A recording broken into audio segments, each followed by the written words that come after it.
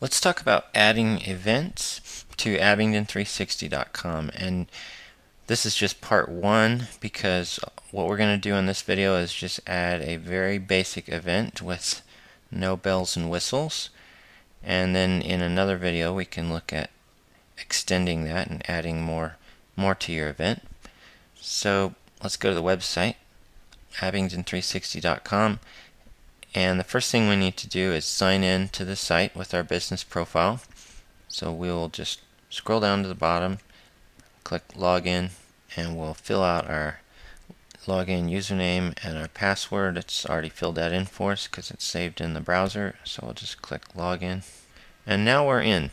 And this is my account page. So we can click the tab here that says My Events, and we'll get a listing of the events that we've added previously. Here they are. And this yellow button here is where we can click that and add a new event. If we want to edit one of the previous events, we just click the edit links here. And the title of the events shown in the list here are links we can click on to go and look at those events. Now before we add a very basic event, let's look at the difference between what I'm calling an advanced or more complex event and just something that's very basic. First, let's look at this.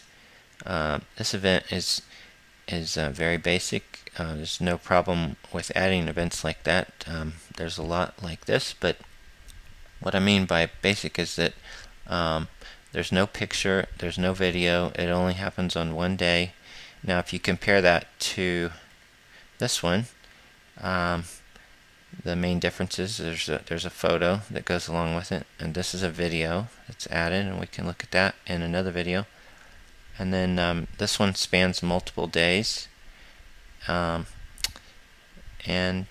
so that's the main difference. So there's some additional features that you might want to make use of, and it just makes your events a little bit more engaging, getting people interested in them.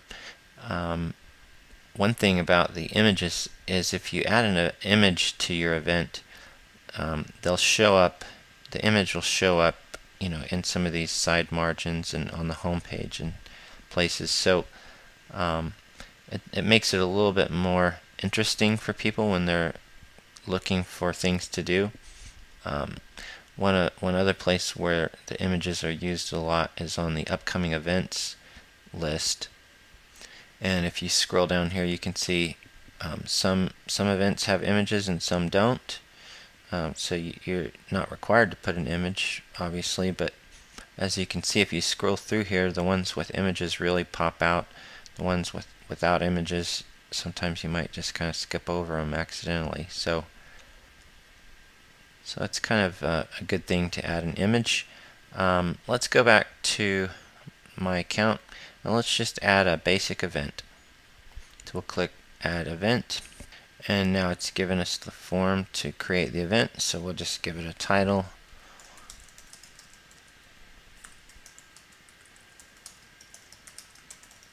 And this would be the description. So you could put in whatever information is necessary there.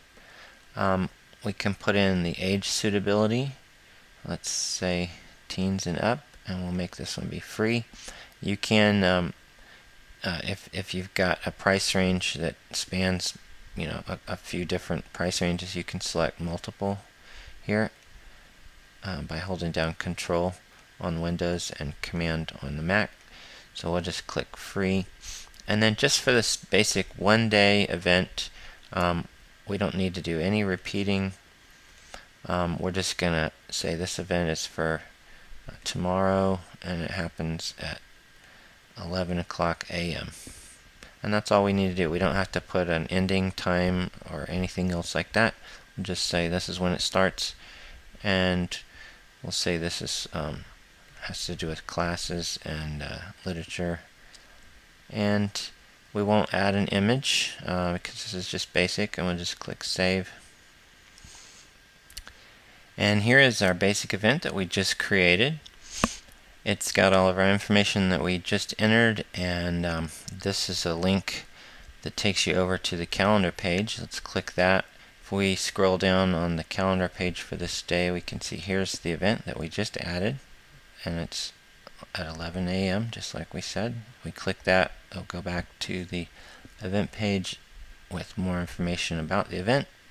So that's all you need to do to get an event on the calendar. And what you'll notice now is if you go back to my account, it will be listed there. If we click on my events, the next time you come back in, if you need to edit this, make it, add some more things to it, here it is right here, and we'll just click edit, and then we can go and add some more things to that event, make it more interesting for people. So that's all that we wanted to cover in this video, part 1 of just adding basic events, and we'll cover some more advanced features and capabilities in another video. Thank you.